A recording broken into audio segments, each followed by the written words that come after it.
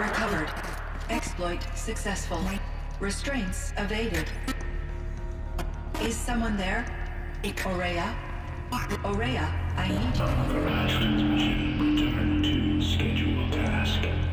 No, I will not submit. Aurea, the daemon is proceeding. Aurea. Transmission terminated. You brought the spirit's voice back.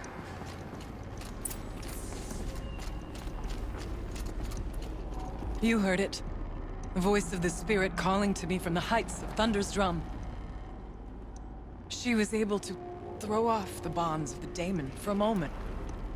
Because of what you did. Who are you? And what do you want? I'm Aloy. Naltuk sent me. He thought that you could use my help. He was not mistaken. You've been a revelation. Now I know for certain that the spirit endures. Perhaps together we can find a way to set her free. Let's not get ahead of ourselves. I came all this way for answers, and so far, I haven't heard any. It seems to me that you are the answer. But of course, I'll tell you all I can. Bergren said you might know something about a man named Silence. That you may have had dealings with him at the Conclave?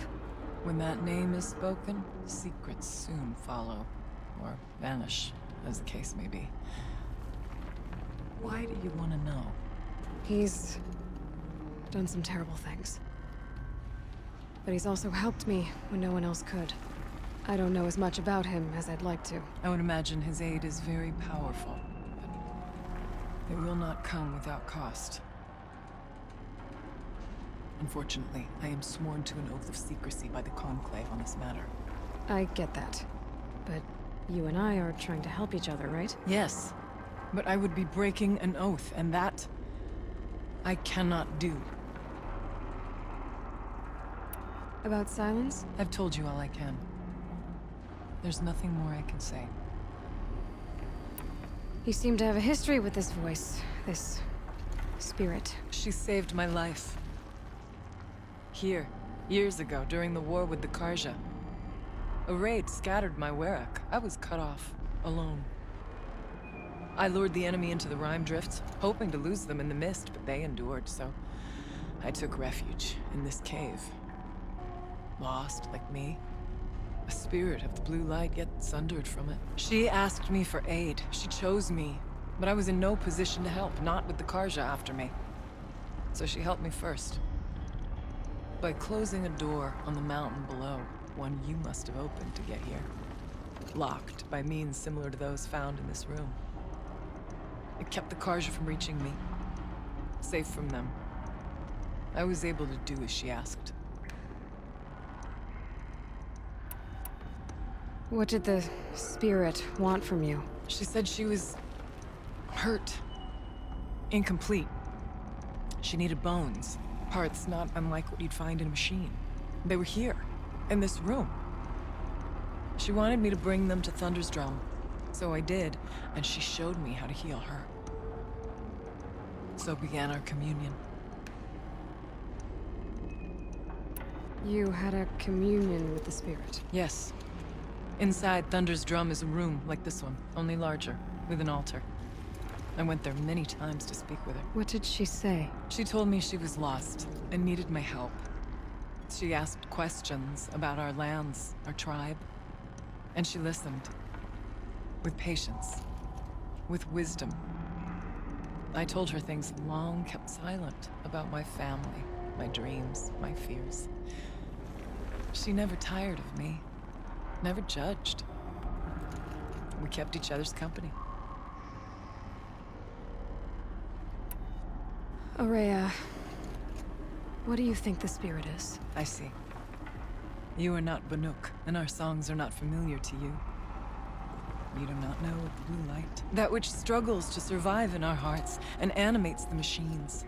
The essence of life, and in its purest form. Harmony. As the anger of the machines grows, this light has faded from the world, and the spirits it sustains are stranded. That's what she is. A lost soul, cut off from what it needs. lonely, forsaken. I must help her. We must. I'm not sure if I understand. But I want to. That's all I need. The daemon. What do you know about it? I spoke with the spirit many times. First here, then inside Thunder's drum. The last time... She told me she was under attack by something that could not be seen. She named it the daemon, and said it needed her power to do what it willed. And she begged me for help, to find a way to destroy her, if necessary, to keep it from using her. That was 5 years ago. I didn't hear her voice again. Until today. What kept you from the spirit, after it begged for help? I went to Aratak, hoping he could protect her. But the war with the Karja still raged, and before I could reach him, I was ambushed by the Mad Sun King's kestrels, and taken to Meridian in chains. I wasn't able to return to Thunder's Drum until long after the liberation, not until last thaw. You said you returned to Thunder's Drum. That was the expedition that went bad. I saw the funeral. Yes. Once there was finally peace with the Karja, Aratak and I gathered a Werak of great hunters to defeat the daemon. And yet, the old door to Thunder's Drum was gone, replaced by a gate we could not pass, and many machines. We were crushed. Aratak called a retreat, but we had already lost our best. We abandoned them to the snow as we fell back. After. You and I could not agree on what to do next. So I came here, hoping against hope to hear the spirit again. And because of you, I did. Let's see if I've got this straight. We heard two voices. One you call the spirit, captured somehow by the one you call a daemon. Whatever this daemon is, it's related to the machines and why they've become more dangerous. I want to know how. Both the spirit and the daemon are on a mountain, Thunder's Drum. So why don't we go there and figure out what it all means? We can't. Thunder's Drum is dangerous, more than you can imagine. The daemon has secured it. Besides, Aratak won't let us go. As chieftain, he controls the pass to the mountain, and he can't be reasoned with. Sounds like you need a new chieftain. Ha! There's an idea that's certain to win us friends. Well, you said you were a hunter. And I'll wager you're not an ordinary one. It's not impossible, even for an outlander. And Aratak couldn't refuse the challenge if you were known among the Werak. Wait, me? Challenge Aratak? I don't want to be chieftain of anything, much less a bunch of Banuk that don't want me. But you want to go to Thunder's Drum, don't you? You heard the spirit. She is suffering, tormented by the daemon. She longs to be free. And perhaps, when released from her bonds, she can give you the answers you seek. I can't believe I'm agreeing to this. Fine. What do I have to do? Get the Werak's attention to show the worth of your claim. Win at the hunting grounds. Kill bandits that prey on the cut. Or, speak to my friend Sekuli. You help her, you'll definitely get noticed. Do all you can. When the time comes for you to throw your spear at Aratak's feet, I will be there to back your claim. Until then, I'll be here to answer any questions you have about the challenge. Oh, and one more thing. In the box over there is a weapon, like my own. Take it. You may find it useful. Aloy. I did something that will help get the attention of the Werak. I got the tall neck near the frost figures moving again. That's good to hear. I'm sure the Werak will be talking. Now, you need to do something else to convince them of your claim.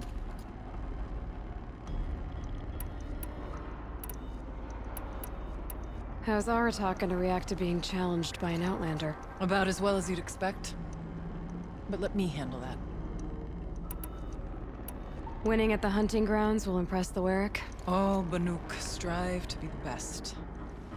Our harsh lands will bury pretenders in the ice. And so the hunting grounds and the snow chance is a great boon. A place to hone our spears and sharpen our aim. Tell Lovuk, the keeper there, that I sent you.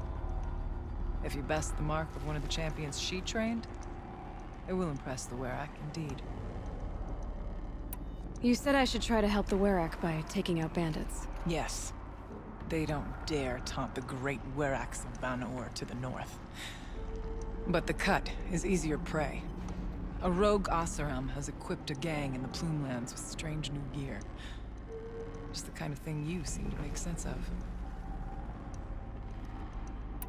You mentioned your friend. Own scrawling seem meager. Find her in Song's Edge and help her gather the materials she needs. Her work will no doubt stand the test of time, and any aid you give her will be remembered.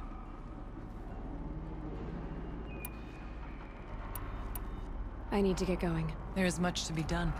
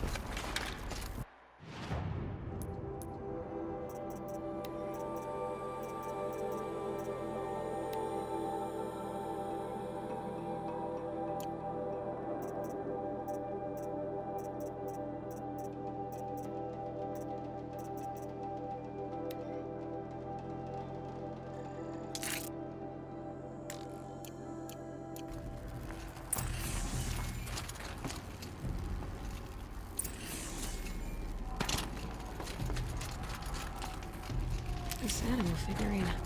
The shape looks familiar.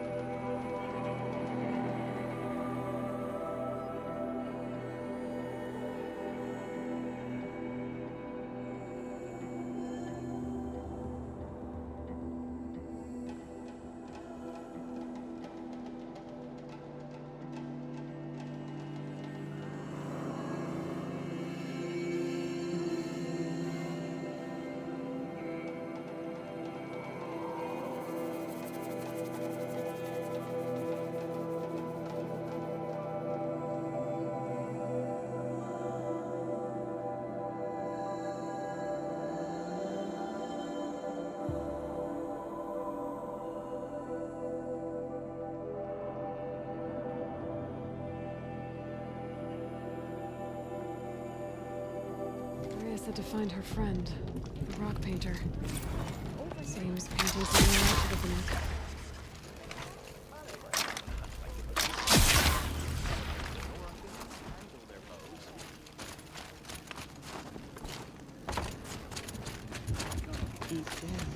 You don't possess the skill to survive without theft and murder. We remember Banukai, when the old ones were fresh in their graves and our numbers were still small. It was she who led us through the frozen wastes. We also remember the ravenous tribe, who delighted in sucking the marrow from our broken bones. Everywhere Banukai and her Werak fled, the ravenous tribe.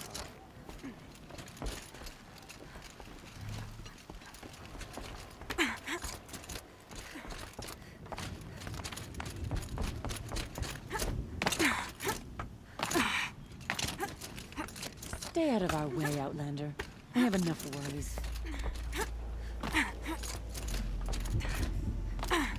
It would be unwise to underestimate Orville. He's not a normal predator.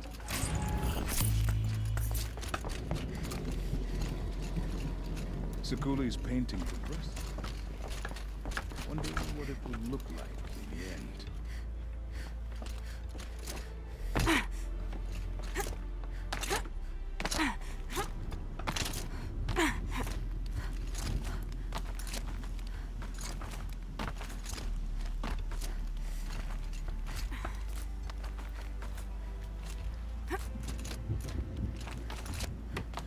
What does the Outlander want? I'm looking for Sekuli. You found her. Come, come. Let's get it over with.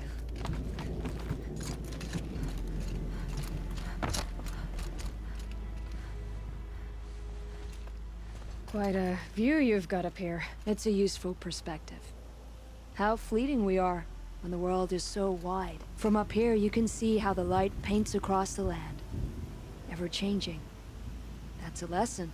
All our marks will pass. That outlook sounds a little depressing for a painter. Haven't met many artists, have you? Song's Edge needs new stories. I scrubbed its past off this rock to start anew. But a new start needs new colors. Fresh pigments. Like none have seen. Araya said you could help me get the Werak's attention. Araya works in strange ways. But I've drunk paint to survive in a blizzard, so I'm one to talk. I'll get you noticed. If you bring me the pigments I need to complete my work. These pigments you want. Where should I look for them? Salts gather at the edges of geysers and hot pools. Crystals cling to the rocks and cliffs. The Banuk rock paintings are impressive, but, You want to know what they mean? That's not the right question, but I'll answer anyway. Some are called to the machines. The sacred shapes you see on metal casings, or on a cauldron door. Do the machines listen to the call? I don't know. Others, like mine, are a call to the tribe.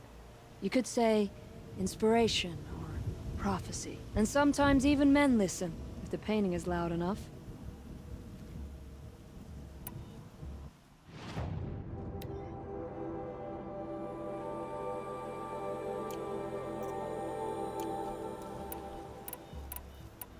Have you always been a painter? I've always painted. But I wasn't a painter until I was driven out of Banur. Up there, the markings are eternal.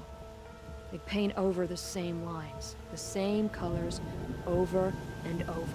As a child, I learned from copying them. As I grew, my heart sank at the familiarity. All of us Banuk might as well be trapped in glacier ice.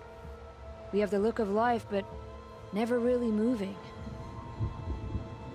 Araya said you two were friends. I paint about what I feel now, not the way things used to be. Araya understood. Most Banuk didn't. I would have been exiled if she hadn't had Aratak take me into their Werak. I'll see what I can find for you. Seek out the vibrant ones. A spring of sudden color among snow or rock or metal. That's its own reward. But I'd reward you as well.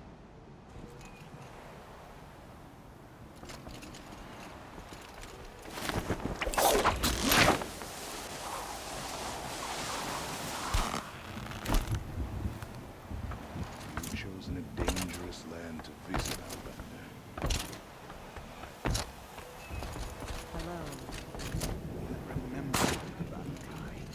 When the old ones were fresh in their graves and our numbers were still small, it was she who led us through the frozen wastes. We also remember the ravenous tribe, who delighted in sucking the marrow from our broken bones. Everywhere Banu Kai and her Werak fled, the ravenous tribe remained. Come on. Never known I didn't think the Tormex still had any life.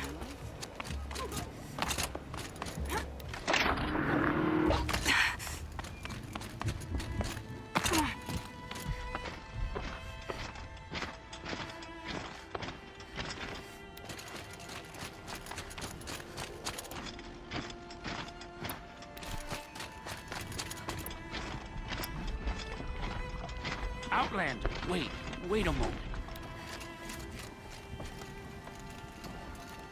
That weapon of yours, Outlander, that spear, I can see the blue light upon it. This? It was made by an acquaintance of mine. Ah, a shaman. No. More of a tinker? A tinker does not understand the spark in the metal, the song in the metal like this. But it could be improved upon, modified with the help of the old ones. Far north of here, there is a cave, a shaft in the snow. Within it is a nest of metal birds. Find a bird that hasn't been stripped by shamans past. Look for a rail inside it, the length of your spear. That's all I can tell you. Get a rail from some metal birds in a cave. Sounds perfectly normal. Remember what I said, but tell no one.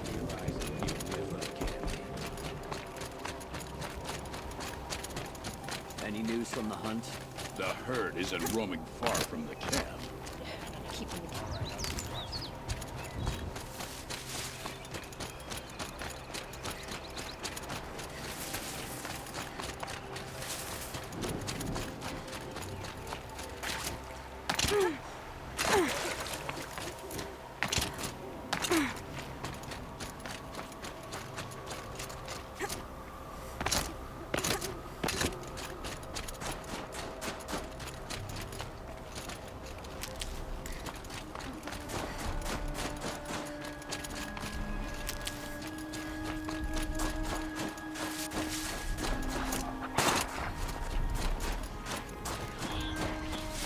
They know I'm here now.